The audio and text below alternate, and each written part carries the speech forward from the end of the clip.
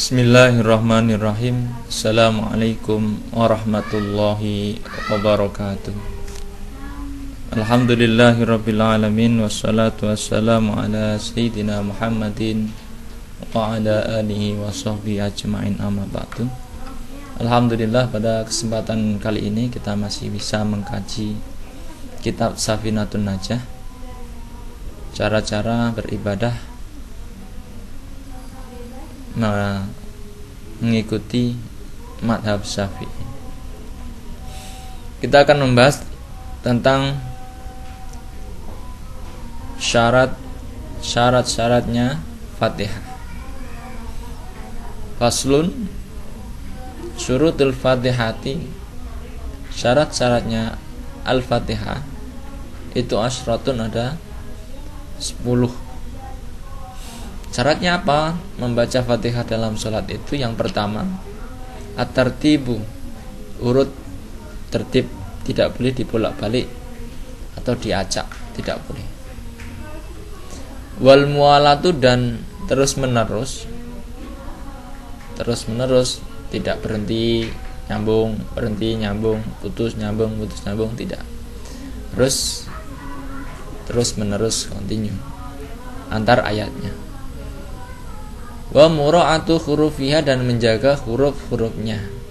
Huruf-hurufnya harus terjaga dengan baik, jangan sampai berubah huruf, karena perubahan huruf bisa merubah makna.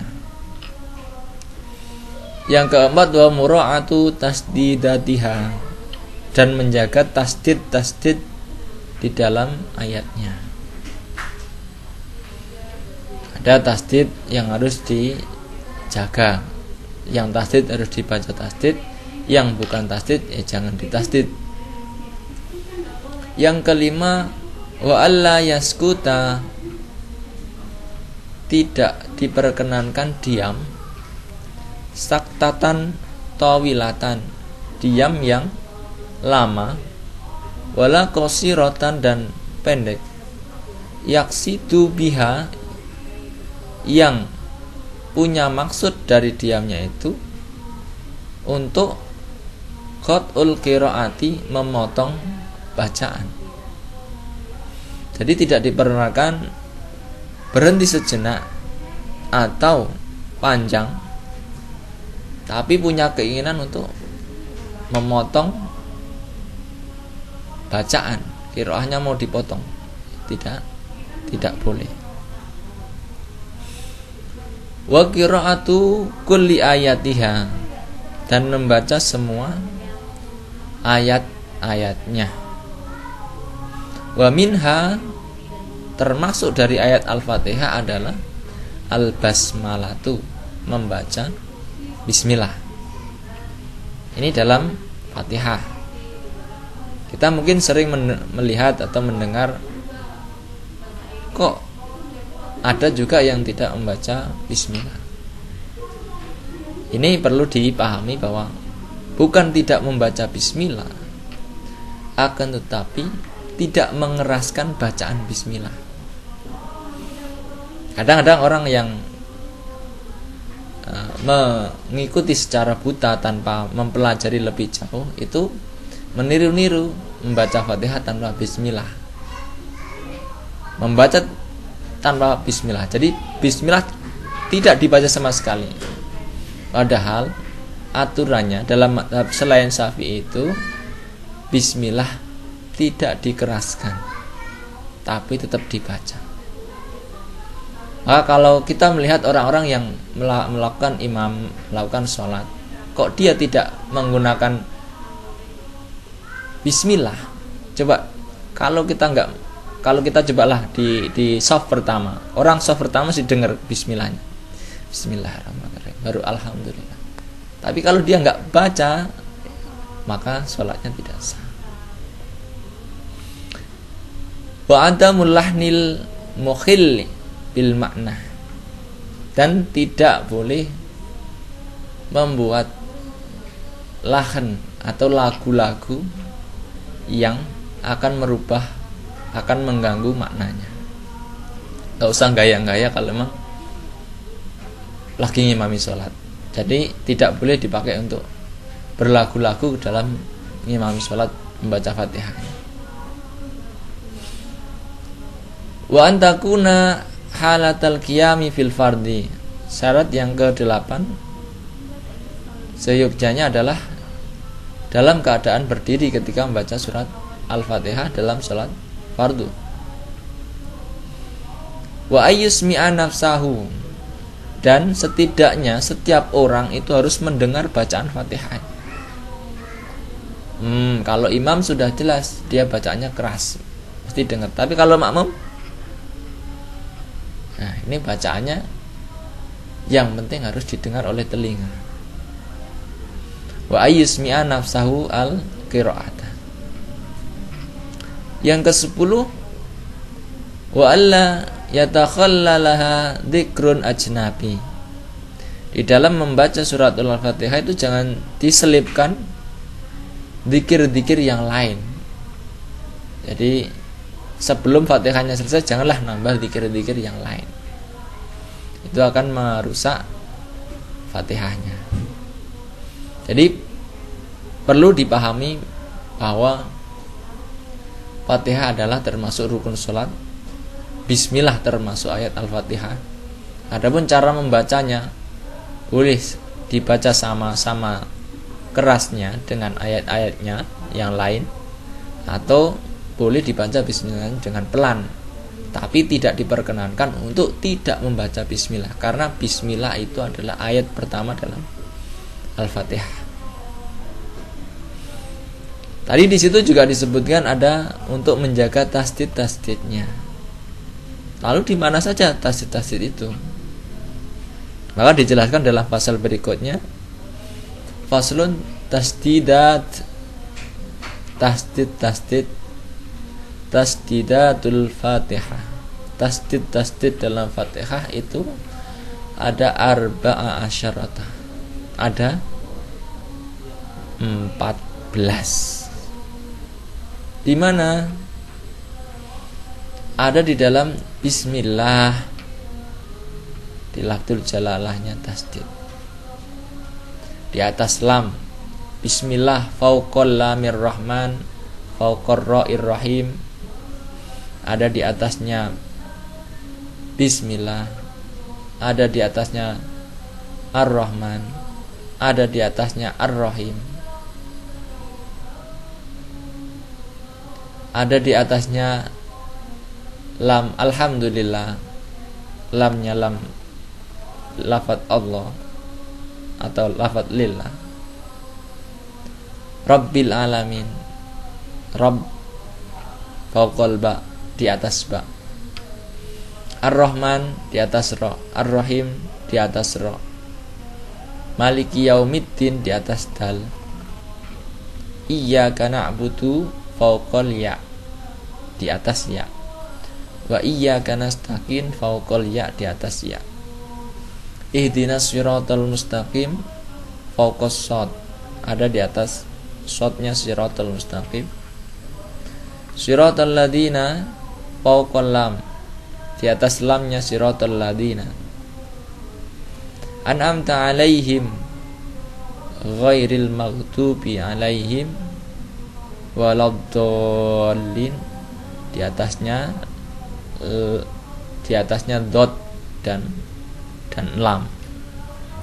Itu yang harus dijaga. Jadi jangan sampai yang harusnya tasdid itu double, kemudian tidak dibaca dengan double. Itu nanti jadi masalah. Jadi syarat-syaratnya tadi Fatihah, kemudian menjaga tasdid. Nah, ini baru Fatihahnya. Lalu setelah Fatihah apa? Setelah Fatihah, jika kita sholat sendiri atau menjadi imam, kita nambah dengan sunnah-sunnah yang lain, membaca beberapa ayat Al-Quran di rakaat yang pertama dan kedua. Tapi kalau jadi makmum, setidaknya baca Fatihah. Kalau masih ada waktu ya silahkan. Tapi kalau di dalam sholat yang jahar, Kita cukup mendengarkan apa yang dibaca oleh imam. Kemudian pasal berikutnya yusannu raf'ul yadaini fi arba'ati mawati. Kesunatan untuk mengangkat tangan itu ada di dalam 4 tempat. Di mana saja? Yang pertama inda takbiratul ihram. Ketika bertakbiratul ihram. Yang kedua wa indar ruku'i, dan di dalam dan ketika mau ruku. Jadi ada kesunatan sebelum ruku itu angkat tangan. Wa indal i'tidali, dan ketika i'tidal. Yang keempat wa indal qiyami minat tasyahudil awal, dan ketika bangun dari tasyahud awal ada kesunatan untuk mengangkat tangan seperti takbir. Ini kesunatannya di situ.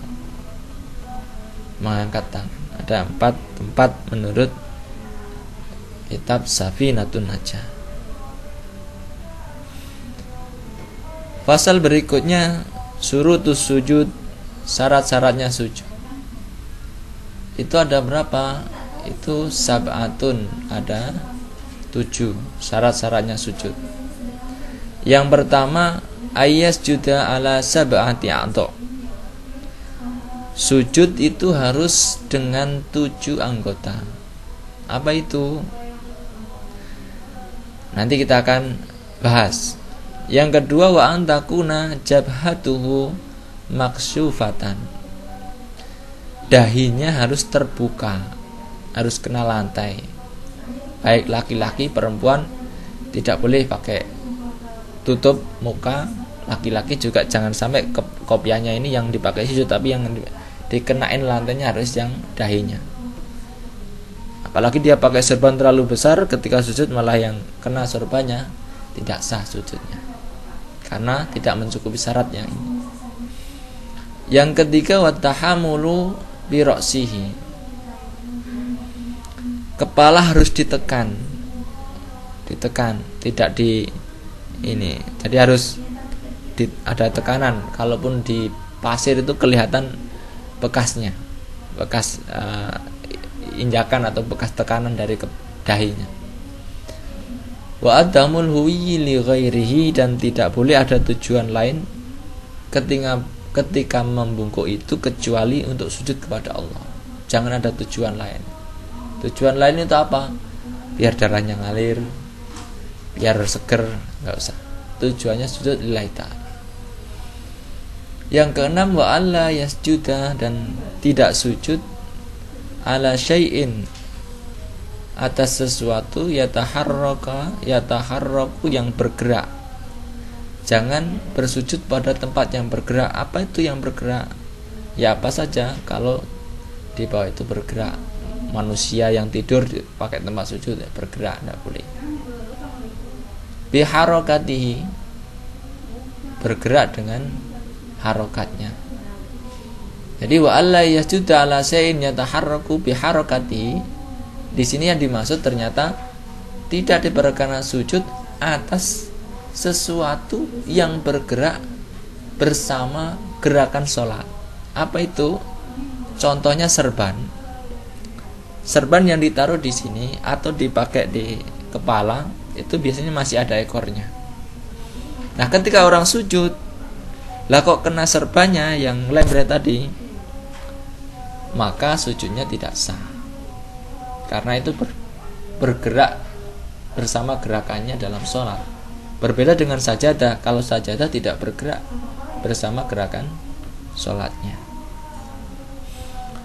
Yang ketujuh wartifa'u safilihi ala a'alihi. Ini posisi sujud itu yang harusnya di bawah jadi di atas.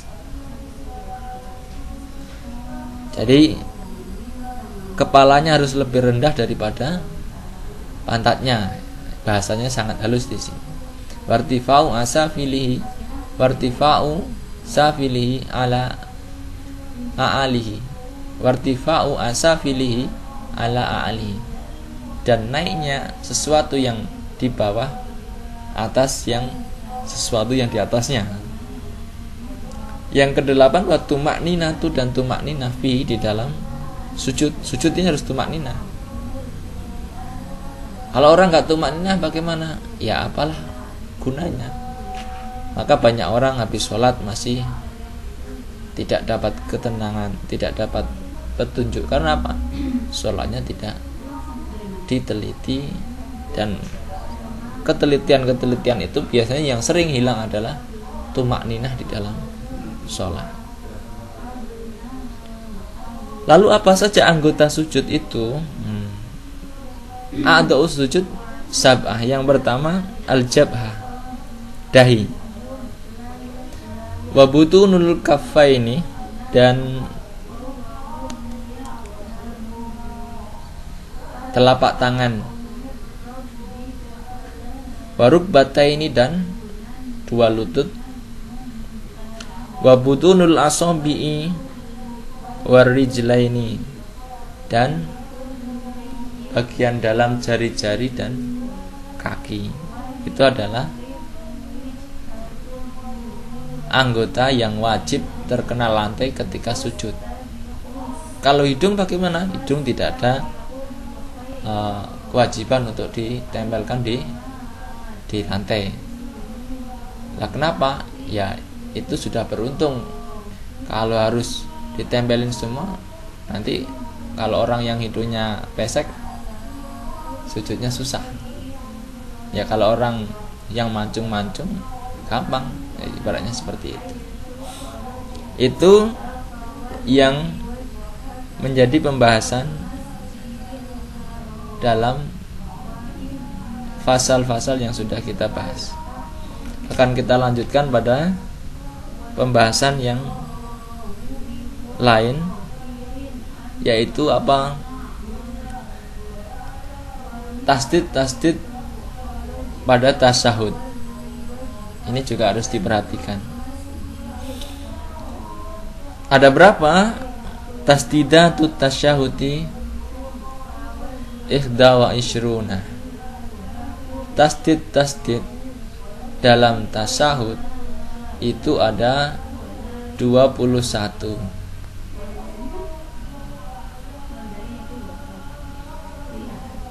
Khamsun fi akmalihi, 5 di dalam kondisi sempurna. Wa sittata asyara fi aqallihi, dan 16 dalam minimalnya. Apa saja itu? At-tahiyatu. Di dalam kata-kata at-tahiyatu itu ada tasdid di atas ta dan di atas ya. Al-mubarakatus sholawatut ada di atas shotnya as-sholawat. At-thayyibatu di atasnya to dan di atasnya ya. Lillahi di atas lam al-jalalah. Assalam di atas sin. Alaika ayyuhan nabiyyu di atas ya. Ayyuha di atasnya ya. An-nabiyyu di atas nun dan di atas ya. Wa rahmatullahi di atasnya lam al-jalalah. Wa barakatuh.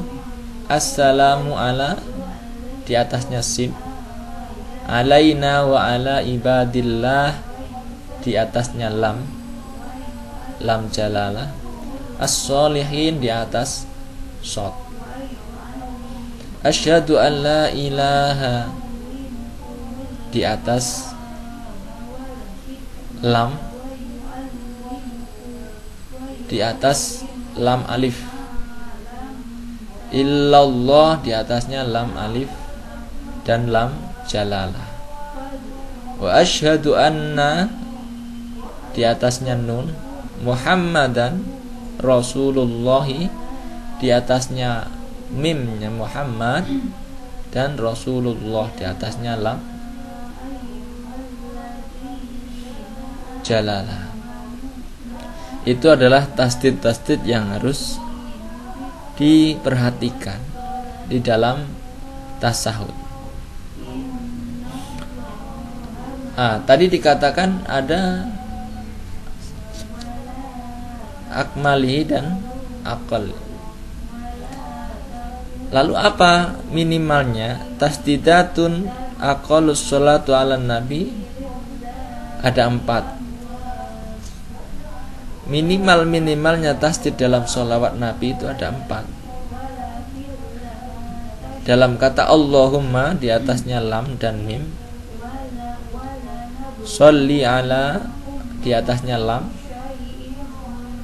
Muhammadin di atasnya mim. Itu setidaknya kalau mau sholawat dengan singkat. Dan minimalnya di dalam salam, assalamualaikum, tasdid salam di atasnya sin. Itu adalah tasdid yang ada di dalam tasahud dan salam. Jadi ini harus juga diperhatikan agar kita menjadi sempurna sholat kita, menjadi khusyuk, menjadi tenang, menjadi masuklah, dan kita menjadi orang-orang yang tanha anil fahsya'i wal munkar. Karena pernah ditanyakan, kenapa orang sudah sholat kok masih banyak kemungkaran? Ya karena sholatnya saja mungkar, sholatnya saja tidak baik. Sebagaimana di dalam Al-Quran disebutkan dalam surat Al-Mu'minun dari awal sampai beberapa ayat sudah jelas. Juga di surat-surat yang lain yang diancam bahwa orang-orang yang sholat tetapi lalai dalam sholatnya. Semoga ini menjadi pengetahuan buat kita semua agar semakin baik, semakin menjadi hamba-hamba yang mendapat keberkahan, mendapat petunjuk, dan mendapat ridho dari Allah Subhanahu wa ta'ala. Billahi taufiq wal hidayah. Assalamualaikum warahmatullahi wabarakatuh.